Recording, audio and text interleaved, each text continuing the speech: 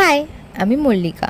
তো আজকের হলো দশমী, যেদিনকারে আমি আর রাজ দুজন মিলেই ভাবলাম বেরোনো যাক, কারণ আমাদের ছুটির প্রচুর প্রবলেম হয় আর ও তো ছুটিই পায় না, তাই জন্য আমরা প্রত্যেক বছরই দশমীর দিনটাই বেরোনোর ট্রাই করি।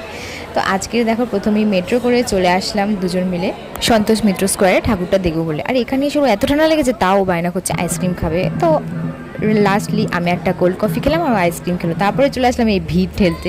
এখানে আজকে দশমীর দিনেও এত ভিড়, এটা আমি আশা করিনি। যাই হোক, তাও আধা ঘন্টার মতন এখানে ওয়েট করতে হয়েছে লাইনে, তারপরে অবশেষে ভেতরে যাওয়ার চান্স পেয়েছি।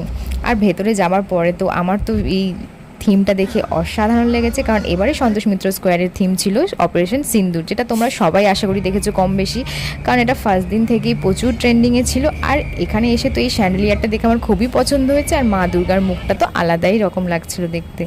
তারপরে আর কি রাত হয়ে যাচ্ছিল বলে আমরা জুন মিলে তারপর গাড়ি করে চলে আসলাম বেহালার ঠাকুরগুলো দেখতে, কারণ এই ঠাকুরগুলো আমার দেখা হয়নি। তো তারপরে কান এত ব্যথা করছিলো ওই কানেরটা পরে, তাই জন্য রাজ একটা কানের কিনে দিল, সেটা আমি চেঞ্জ করে নিলাম, নাহলে আমি পাচ্ছিলামই না, এত যন্ত্রণা করছিল কানে।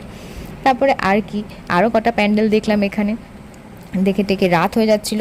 কিন্তু তাও যেহেতু আজকের লাস্ট দিন দশমী, আমার তরফ থেকে তোমাদের সবাইকে শুভ বিজয়া দশমীর অনেক অনেক শুভেচ্ছা, কারণ আবার আরেকটা বছর ওয়েট করতে হবে আমাদের মা দুর্গা দর্শনের জন্য।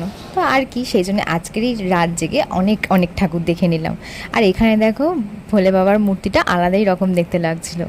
আর এখানে আরেকটা প্যান্ডেলে চলে এসেছিলাম, যেখানে ঠাকুরটাও খুবই সুন্দর হয়েছে। আর তারপর এখান থেকে চলে এসেছিলাম আরেকটা প্যান্ডেলে, যেখানে সামনে দেখা একটা সুন্দর ট্রাক দিয়ে করেছিল, আর ভেতরে ছিল একটা মুভি সার্কাসের থিমের মতন, যে মুভিটার নামটা আমার ঠিক মনে পড়ছে না এখন। এই প্যান্ডেলটাও খুবই সুন্দর হয়েছে।